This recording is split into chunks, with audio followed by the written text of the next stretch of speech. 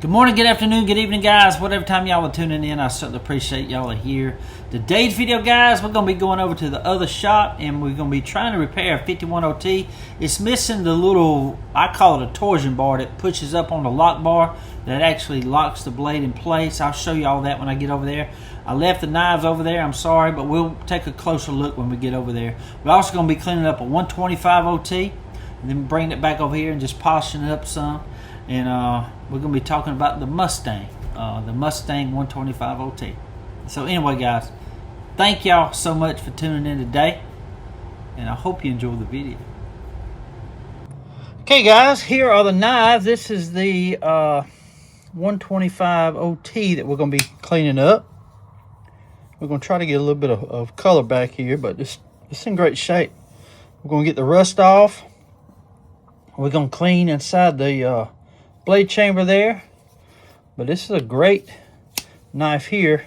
And now this one here is the 51OT. We're going to cut this pin here, take this lock bar out, and we're going to see if this torsion bar, I don't know the exact name for it, guys, but I call it the torsion bar. It fits right inside here in an LB7 to push up on this lock bar here. So we fit to cut this pin, pull that out, and see if the LB7 torsion bar won't fit down in there to push this lock bar up to keep this blade locked.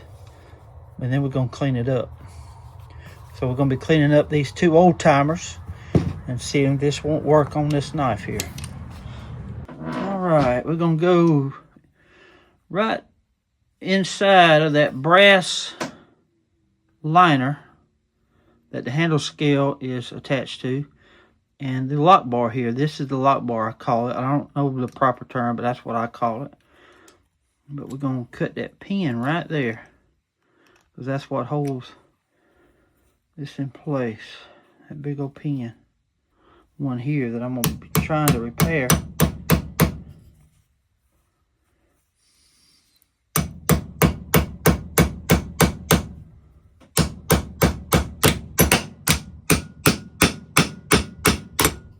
Go. So it even push that out, which is great. Sometimes these are hard to get out. Even after you cut them, you have to cut them on both sides.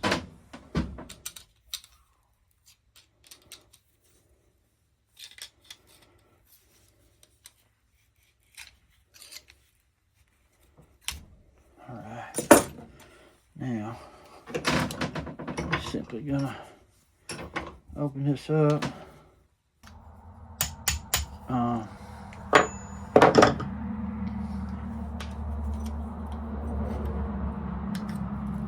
There's that right there, and we sure gonna try put that bar right down in there. Let's see.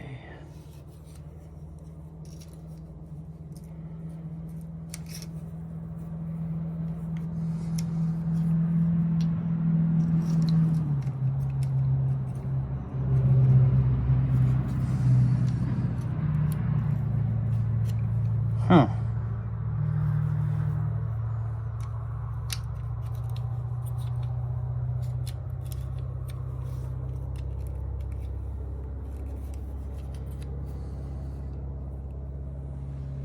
I don't know if it's gonna work or not. No, it ain't gonna work. Let's see something here.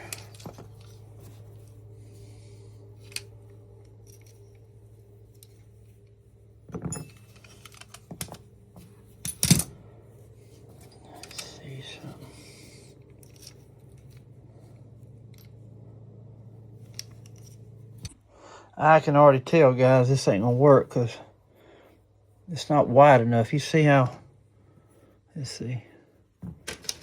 You see how wide that is right there? Right there. That thing is wide right there, see?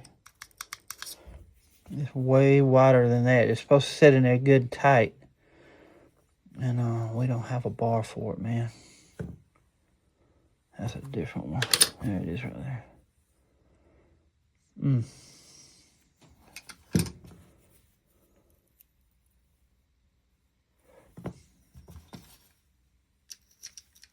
There's no sense in me tearing that up. Here's a big old...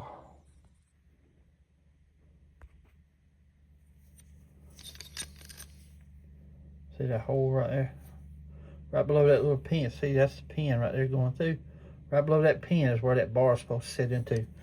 There's a hole that goes all the way back. And it's supposed to be braced on that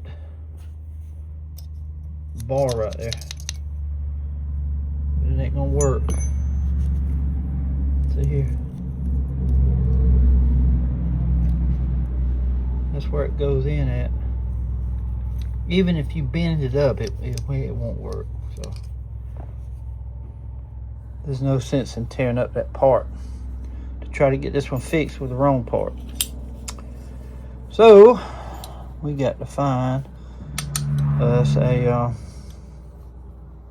lock bar for that, or a torsion bar to push up on this. See, it goes in there and it pushes this back in up here. That pin prevents it from going up. See, stick that in there. That goes up in there like that. See, it keeps it locked. Imagine that torsion bar coming up, pushing on this right below that pin there, pushing up there, just like that to keep this locked. See, that's replacing that pin right there. That's it. That's how that works. But we don't have that part. So now we're fitting to jump on this and clean it up. The camera done got good and crooked, wasn't it? So now we're fitting to clean this up, guys. We tried to fix that. I don't have the part for it. But there it is. Right there. We fitting to go around and jump on this knife. They call me the knife doctor. I save the steel from the grave. Yeah, I'm the knife doctor. I save the steel from the grave. Give me a little bit of polish and a soul that I can save. I got old timers on the workbench. I got K-sticks in the queue. I got old timers on the workbench. I got K-sticks in the queue, making them handles shine like gold, doing what I was born to do.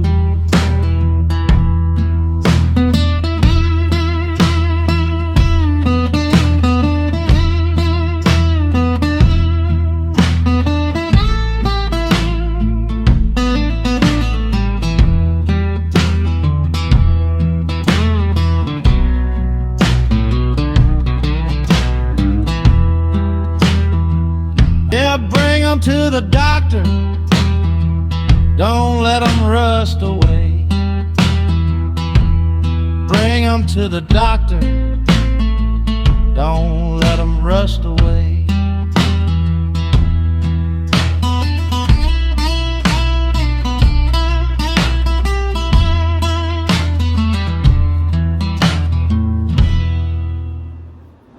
Okay guys, here is the 125 OT Mustang. It's absolutely a gorgeous knife, a workhorse. There's no real reason why, or I can't find exactly why they named it the Mustang, but they was given a lot of names back when they started the Old Timer brand, mainly to be like a rugged outdoor knife, not suited for your a suit pocket, but rather being out in the field or on the range or on the ranch or something like that. And but this is a workhorse, and the Mustang suits this knife, but it's absolutely a hoss of a knife. It really is. It's a great design of a folding hunter, a single blade, but I love the Old Timer brand of Schrade. I really do. They're just, the Delrin handles hold up well, the non-slip grip there, but this is one of my favorite old timers. You got the 60T, the 125 OT, and the 94 OT. The 94 OT is a small trapper, a lock blade, and a 6OT is the golden bear. And I'll show you them here right now. Okay guys, here is a 194 OT. This is a great little EDC knife. It's a lock blade knife. It's a great design. I love it. But this right here, the 125 OT, the 194 OT, just a great knife. And then you got the 6OT, the golden bear. It's a bear head folding hunter. Buck calls their version of this the folding hunter. So I guess that's what it is. But I love it that it don't have the brass back here. It's got the lanyard hole. It's just a great knife. This is probably my favorite. I'd rather carry this than Buck 110 or the LB7. It's just a rugged looking knife made to be used outdoors. Again, these knives wasn't made to tote in your suit pocket. They were made to tote in coveralls, blue jeans, work pants. They're just a working class knife of Schrade, and I love the Old Timer brand of Schrade. They're not like the Uncle Henry brand. I don't like, I mean, I like them, but I don't love them like I do the Old Timer. The Uncle Henry to me is more of a Sunday, you go to church on Sunday knife rather than the Old Timer. Y'all let me know what y'all think. But again, my opinion don't count for much because I have no idea what I'm doing. But I'm just telling you what I like. But I love the 6OT, the 125 OT, and the 194 OT. Just great knives. But this is the Mustang right here. Beautiful knife. Hoorah. Well guys, I hope y'all enjoyed the video today. Well guys, there it is, a 125 OT. One of my favorite old timers, the Mustang. It's just a hoss of a knife. And they always come, especially in the ones in the 70s, guys. Just some great carbon steel, and this thing is sharp. But they didn't start making these till about 1972, and they ran all the way up to 1997. But the rarest one of them all, guys, is the ones made in 72. They got Schrade welded on them. So be on the lookout for those. If you got one of those, they only made those for about a year because I think in 73 they moved over to Schrade only. So they only made the Schrade Walden 125 OT, the Mustang, for about a year, maybe a year and a half before they went to the tank stamp of just Schrade. And this one here it just says Schrade 125 OT. This was probably made in, the font looks like it's made in the 70s. It's got that old font look, but ain't that a gorgeous knife, guys? Gorgeous. I love the Old Timer brand. I really do. Love it. Well, guys, that's all for today. I just want to thank each and every one of y'all for tuning in today. I want to say God bless to each and every one of y'all. Until we meet again, guys, y'all be like a good knife. Stay sharp.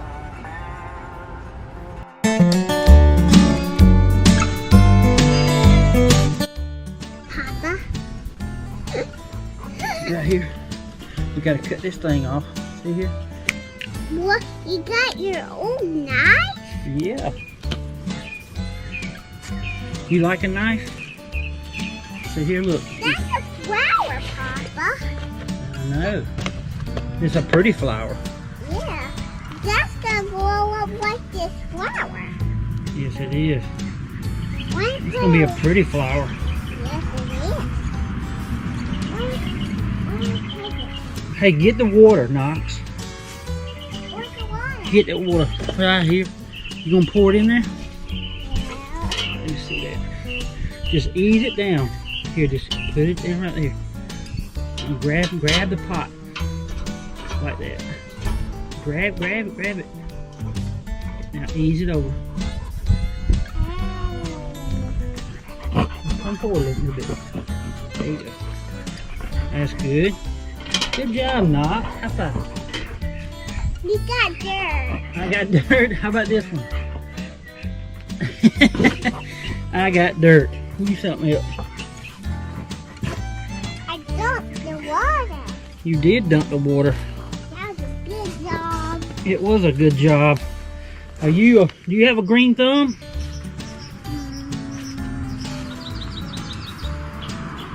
No, Is your thumb green? no, it's not. Let me see. Bring it over here. I can't see it.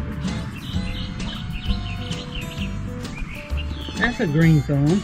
No, it's not. How you know? What color is it? Yeah, I don't know. You don't know what color your thumb is? Yeah. I got a green thumb. It's not going right there. I know.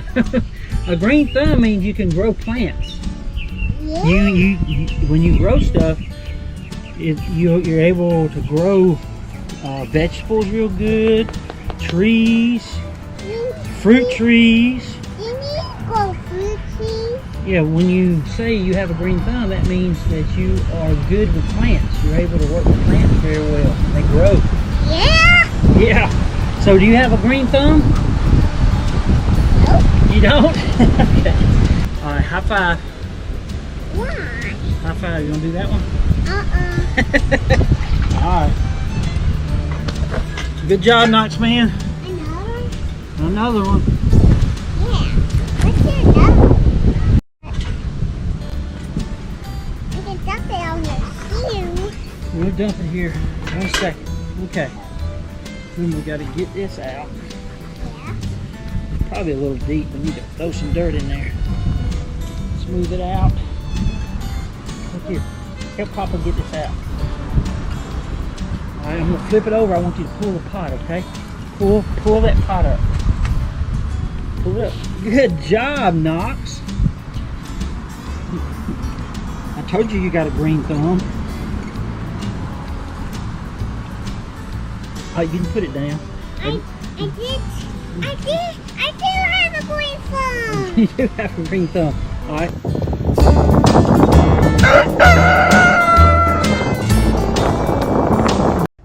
I just love watching The Knife Doctor. How about you, George? I cannot tell a lie. I do love watching The Knife Doctor.